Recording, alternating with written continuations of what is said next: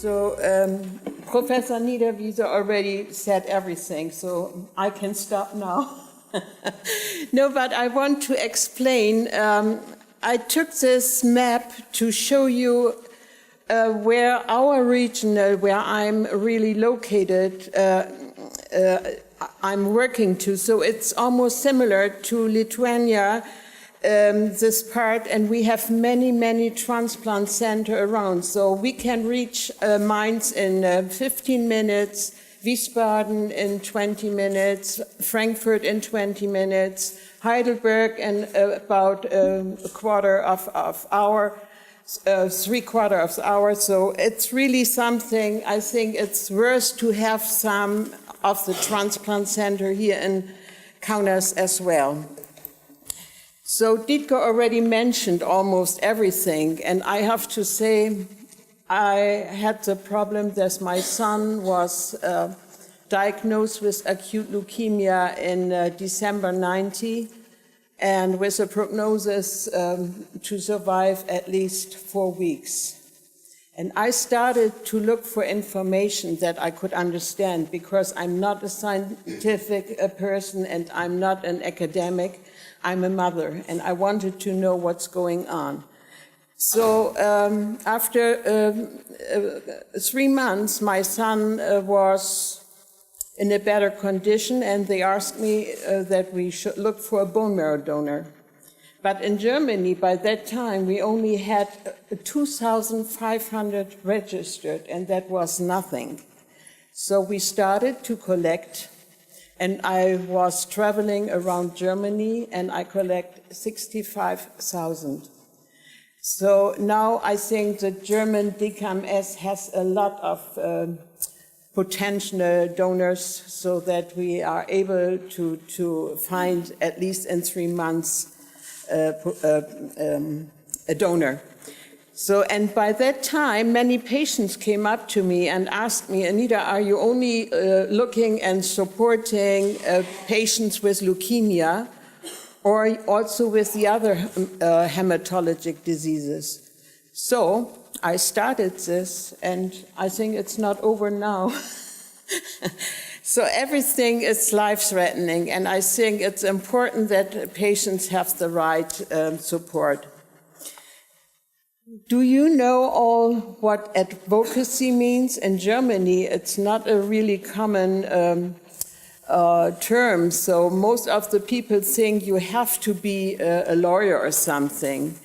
So I think we can influence a lot of people who have something to say in the world of medications, but also in politics and everything else. And what I always try to explain, it's the opposite to put the head in the sand, or what you call with the ostrich. I think it's the animal it's called. So, like I said, you have to be independent, and you always have to fight for it. You have to be very, very strong sometimes, because not every door will be open immediately. So you have to knock 2 or 3 times, and even when the door closed, you have to knock again, and you will reach out some success then for the patients. So you don't have to be a lawyer, a doctor, or a politician, but I think everyone who is caring for patients as well are able to do so. And I made some link on the bottom.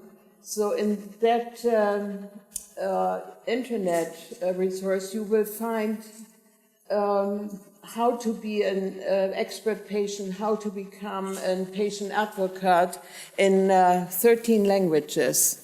We started this to do it for myeloma patients, but it's still valuable for everybody. Like that, we never would have achieved any, so I think you can imagine that you have to be very aware what's going on in the world. Patients also want that they are respected when they have some symptoms what they can't cope with, because the diagnosis is very scary and overwhelming.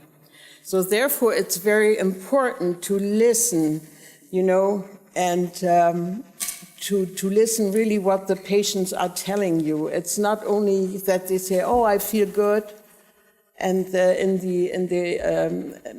the brain they have concerns, and they are very afraid that something will not going well. So most of them, and I don't know how you do, are searching and asking Dr. Google.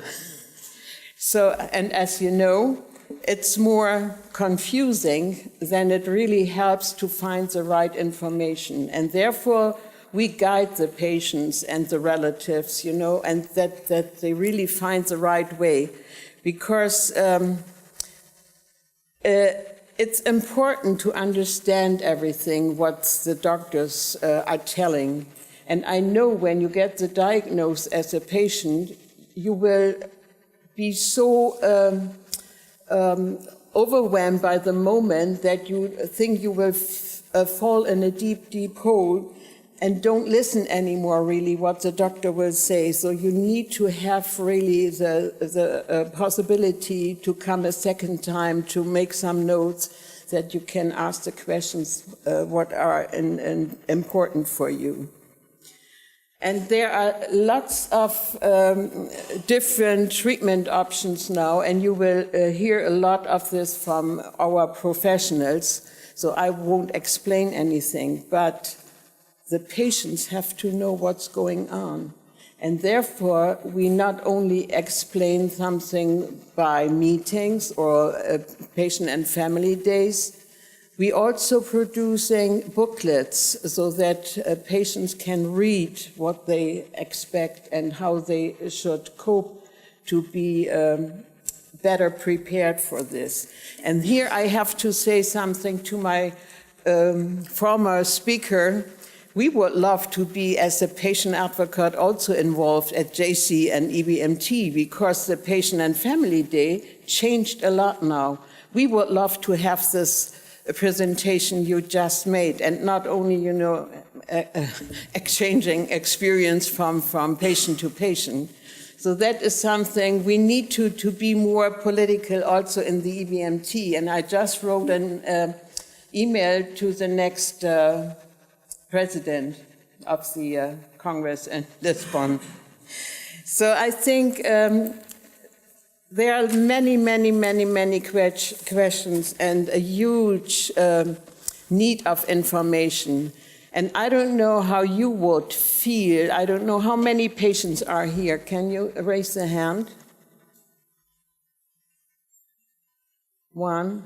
Okay, so but in our case, in Germany, they don't like the term education. They want to be informed, and you have to have really good information.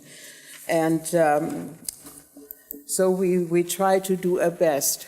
Patient and relatives must cherish hopes, and I don't want to go through all these because I want to save some time, but through a patient support group, by own experience of other patients and relatives, they can really cherish this hope because they have some examples of how they came through this treatment.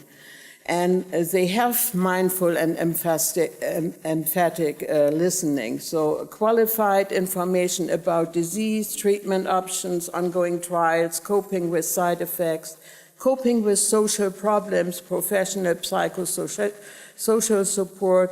And we do this by monthly meeting with patient and family seminars and brochures. And like Dietger said, we also had a long time ago a patient and family congress in his city and with the university. And I think they repeated last year again. So we had a really good experience by that. Patients' expectations are really the best possible treatment, and if possible, even surviving, and not only surviving because of the survival, but with best quality of life, and if possible, to be cured. less side effects, best quality of life, supportive care, long-term rehabilitation, and that I'm fighting right now for, because when our patients are transplanted or having their chemotherapy treatments over years, they need a long-term monitoring and a long-term possibility to have rehabilitation. And if needed, palliative care, and they have to be explained that palliative care doesn't mean exactly also hospice, because palliative care means that one of our patients already has palliative care for more than 20 years. But before that, it needs to have an accurate diagnosis, and I know that many of the patients are now diagnosed with molecular diagnosis. So I'm a little nervous. I think you can hear it because I'm not fluent. So there are several possibilities to understand the treatment, and they have to have the chance. What outcome shall be achieved, decide together with their physicians which treatment should be chosen, and ask for a second opinion. Many doctors are feeling offended when a patient said, "Doctor, I want to see another doctor if that's the same meaning of my treatment or of my disease." And the most important thing is that physicians have time to explain the journey and to build up a trustful relationship with the patient and with the relative. Most of the patients don't have the chance to understand what the bone marrow is. And we made this booklet together with our American friends because it shows very nice, how the bone marrow looks like, and it's explained in different languages also what the bone marrow does and has to do in the disease. So to understand all this makes the patients much more compliant and adherence to stay with the treatment. And I brought two examples. We have a patient who has a transplant in '92, and 10 years later her husband became a stem cell donor, and they allowed me to show this. That's members of my organization, and that's only two examples. So we always can explain in a very good way what happened and how it happened. But we also need additional treatment options. So psycho-oncology support to avoid psychological oncology complications. Then, because if you have the fear as a patient that you won't survive, that there will complications, then you are not really coping with treatment. And what I also think it's very important, promoting the patient competence to strengthen the mental and emotional condition of cancer patients. And we need always surveys to improve the efficiency of tumor treatments while reducing unwanted side effects and improving quality of life. And I'm working in the European Hematology Association in a scientific working group, Quality of Life and Symptoms, and can bring in the voice of the patients as well. And I think that is important. And like I said, EBMT doesn't have this, but many of the companies already, when they are designing trials or so, they ask now patients, advocates to bring some input, what is needed for the patients or what is not really necessary. So we had a lot of success there. So, and this is, again, repeating, but patients want to have the best quality of life and well-being, and they need to have information on ongoing trials and other treatments, and also supporting possibilities like, social networkers that they can explain what is possible. And all these will improve the adherence or compliance. And what I already said, that they have to explain that palliative care doesn't mean hospice. So, and every hospital and doctor should explain that there is a group for patient self-helping possibilities, and that we are not always mourning and crying to each other, that we're really laughing and having fun, and therefore we call ourselves, my local group, communicating and information. So, and therefore we have a lot of men what normally don't look for a self-helping group. They all think, that's only women who are knitting and drinking coffee. That's not our turn. What cancer patients need are policies that put patients and their needs in the center of treatment and care. And I mean, everybody has a term, patient has to be in the center of everything, but often that's lip services and not really reality. And we need increased information and support services, multidisciplinary care from trained professionals, including the nurses. They are often forgotten. And reduction of the isolation that characterize the lives of people living with cancer and rare cancers, and equity to biomedical and clinical research.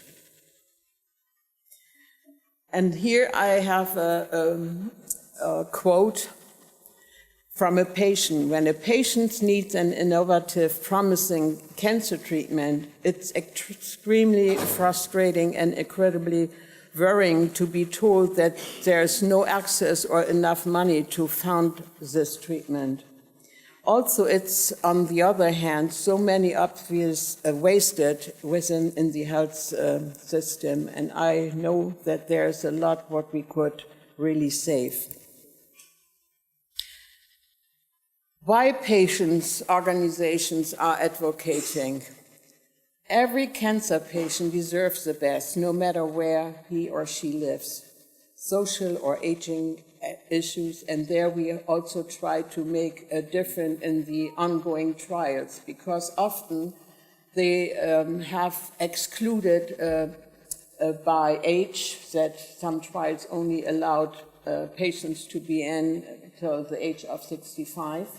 So, and there are many, many other things we need to make a big change in this, that really also the patients are not known by age, but by biological age, but like they are really.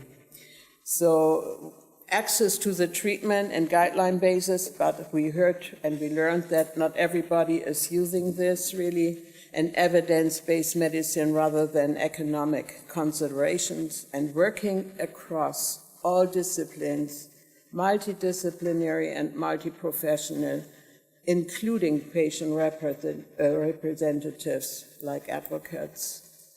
And this shows, who is all there. And in Germany, I have the problem that it's not really not wanted to see that we are also working with pharma or pharmacists, because they think we are too much influenced by them. But I think as much we can influence them, it's a good network, and I think we can also make a change in the health insurance. So this week just launched at the ECHO Congress in January in Amsterdam, and I want to encourage you to look after this. And we just started in Germany as well, and I'm part of this, and the former leader of the GBA, what is the authority organization in Germany, is now also with us. So he changed his meaning. So, adieu again.